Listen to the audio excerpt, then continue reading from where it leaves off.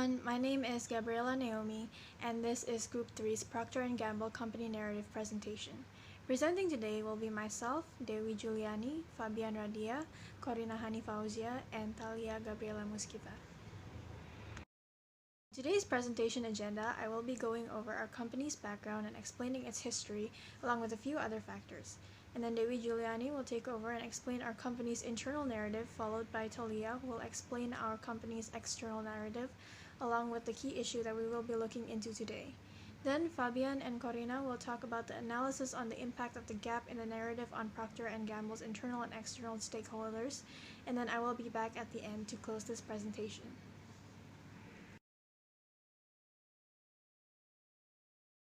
P&G, also known as Procter & Gamble, is a multinational consumer goods company that has 65 subsidiary brands with products ranging from beauty and healthcare to food and beverages, and has grown to be one of the leaders of the fast-moving consumer goods industry since it was founded.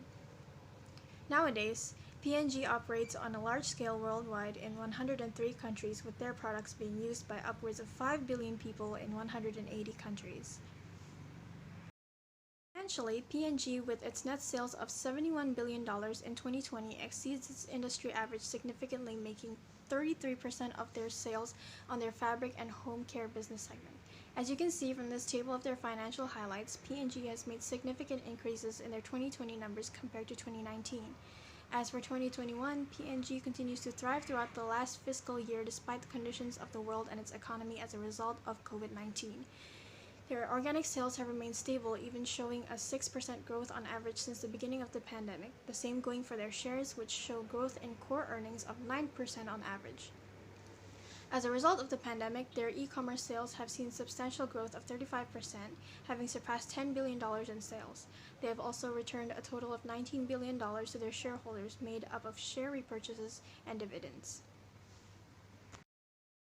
In recent news, P&G is distributing free care kits containing everyday essentials in order to assist in the recovery of victims of the recent Hurricane Ida in Louisiana in the form of a mobile laundry unit known as the Tide Loads of Hope. They have also done this for the victims of the recent flood in Waverly, Tennessee. Herbal Essences, a P&G subsidiary brand, has made a partnership with TerraCycle, a US-based recycling business, to plant upwards of 60,000 trees, in addition to donating benches made from recycled hair care packaging to the nature preserve. That's it for P&G's background. From here on out, Dewi Juliani will be taking over and explaining P&G's internal narrative. Alright. Thank you, Gabriela, for being the explanation of the company's background. Now, we go to the next part, which is the internal narrative or P&G claims and the contradictory claim from the external parties. I am Dewi Juliani, and I will present my part about the internal narrative of P&G's company. Okay, first, P&G labeled the company as a sustainable life online business that leads with love to always do more and better for communities, equality, and the planet. P&G goal is to create responsible, ethical, and transparent supply chain. P&G's perseverance online is proven by keeping the commitment to reserve palms as one of their main sources of business. The approach to realize the sustainable palm is based on RSPO certification and supply chain management, environmental and social development programs, and partnership to influence change across the industry. This statement is proven by action. Reported on their company website that P&G now uses 100% of RSPO certified palm oil, with plans to double 100% certified palm kernel oil by the end of 2022. Their long-term smallholder program is focused on improving yields, sustainable practices, and the livelihood of small farmers.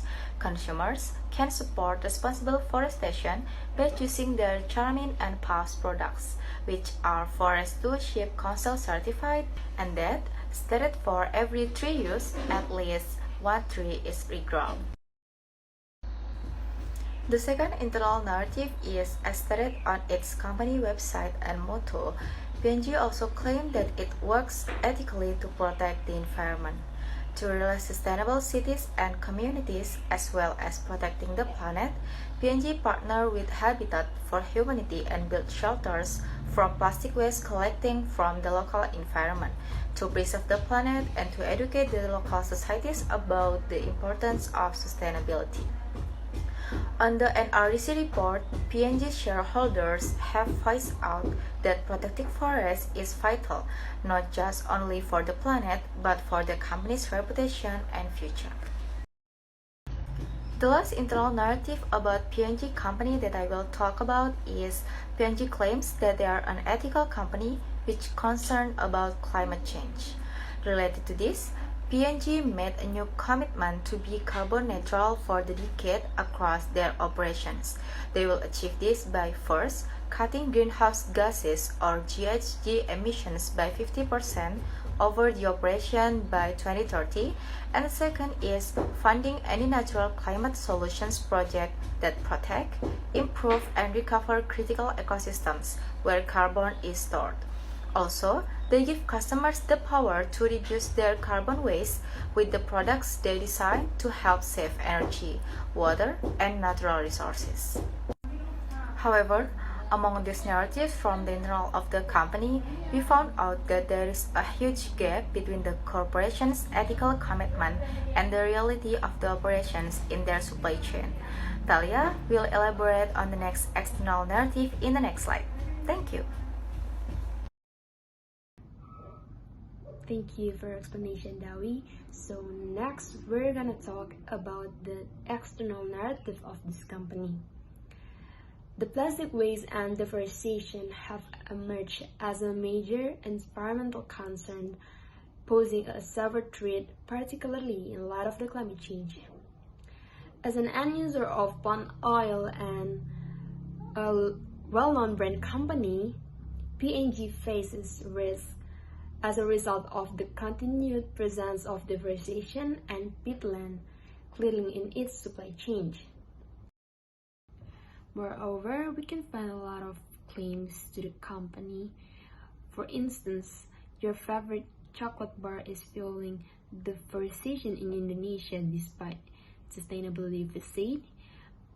Procter & Gamble's reforestation exposure may affect reputation, and also investor rebellion at Procter & Gamble over environmental concern.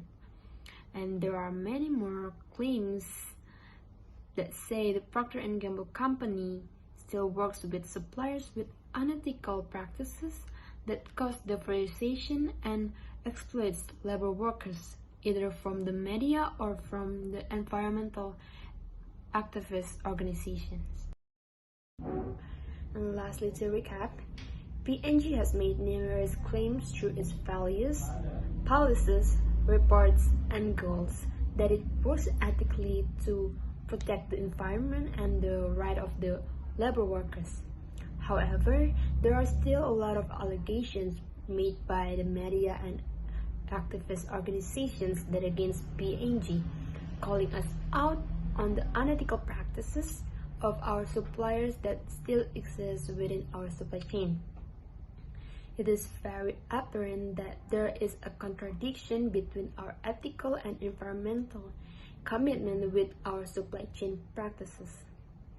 The inconsistency found within the company's narratives becomes a key issue that we must solve, such that the company's narrative and the public narrative could align with each other. In order to bridge the gap between the company's divergent narratives, we need to first identify the stakeholders affected by this issue. And Fabian will further explain this matter. Thank you, Thalia. Hello, everyone. I'm Fabian, and today I will be discussing about the internal stakeholders affected by the key issue of PNG. So the first internal stakeholder affected by the issue is management. The criticism given by the media and environmental activist organizations regarding the unethical practices of our suppliers will certainly affect PNG's management. Managers will essentially be faced with a dilemma because, on the one hand, managers are constantly pressured to minimize costs in the supply chain, and changing the company's suppliers is not an easy decision to make. In other words, managers are very concerned of the costs that might be incurred or the complex processes that they have to go through as a consequence of cutting ties with our current suppliers. And yet, on the other hand, managers have the obligation to align the company's operations and practices with P&G's goals that were projected to the public, and also the set of commitments derived from our ethical and environmental sustainability policies. Now, we set the priority for this stakeholder as high because management is a definitive stakeholder in the company. The management of P&G have the power, legitimacy, and urgency to make changes within the company, and that is why it is very important for us to communicate with them in order to solve the key issue. Looking at the past few years, the company's management has never directly addressed this issue to the public, and this can be a very huge problem because the media and the public might question the transparency of our practices and also our leader's stance on the claims made against P&G. Another internal stakeholder who is affected by the key issue is shareholders and investors. The negative allegations and claims made about P&G will undoubtedly invoke a reaction from the stakeholder. As P&G owners, shareholders will be concerned about how the media articles reporting P&G's unethical practices will affect the value of the company's stock and its reputation. Investors will also question the transparency of the company's practices and its integrity, given the fact that P&G continues to ignore shareholders' demand for eco-friendly and unproblematic operations. We set the priority for this stakeholder as medium high because shareholders and investors are dangerous stakeholders. As these stakeholders hold power and urgency, we need to keep them appropriately engaged and satisfied. It is important for the company to address and prioritize the shareholders and the investors as to maintain their trust and foster a good relationship between the company and the shareholders. My colleague Karina will explain the external stakeholders next. Thank you, Fabian, for the explanation. I will continue about that. Besides having an impact on internal stakeholders, the key issues also has an impact on external stakeholders, which include the suppliers and the customer. So here, I'm Corina Hani Fauzia, and I will explain about the analysis of both parties. In this case, suppliers become the core problem because they have implemented the unethical practice, which is about the deforestation that violates the P&G's policy. The critical issues from the problem is the suppliers' concern that P&G will cut off the partnership agreement. Also, some suppliers that conduct this issue tend to lose their reputation and even get caught in legal cases. Since P&G always prioritizes the principle of zero deforestation, we will be committed to maintain and ensure the activities of our suppliers. After seeing the problem, we can identify if the suppliers do not have power to justify the action, but they have urgency and legitimacy because the damage of the natural environment. Since supplier is our dependent stakeholder, we have opportunity to push and ensure that all their activities will align with our company's values. On the other hand, customers who consume our product become the impact of this unethical practice. It makes them do not trust again to P&G as a environmental products in the manufacturing process. And then if we talk about the critical issues for the customers, we are concerned about the criticism and some bad reports from them. Especially if we do not address this issue to our loyal customer, it is possible if they can boycott our product, because at this time, many people are aware about the environmental issues, so that it can have an impact to our company's reputation. From that problem, we can identify if the customers have power to report these unethical issues. Also, they have urgency and legitimacy to sue the company to the legal law institutions. Since our customers are the most important factor in supporting all the products, so we will try to build again our brand by doing the clarification either through online media or other media. Thank you, Karina. That's it for our presentation on P&G's company narrative. We hope you enjoyed and gained some insight. Thank you for watching.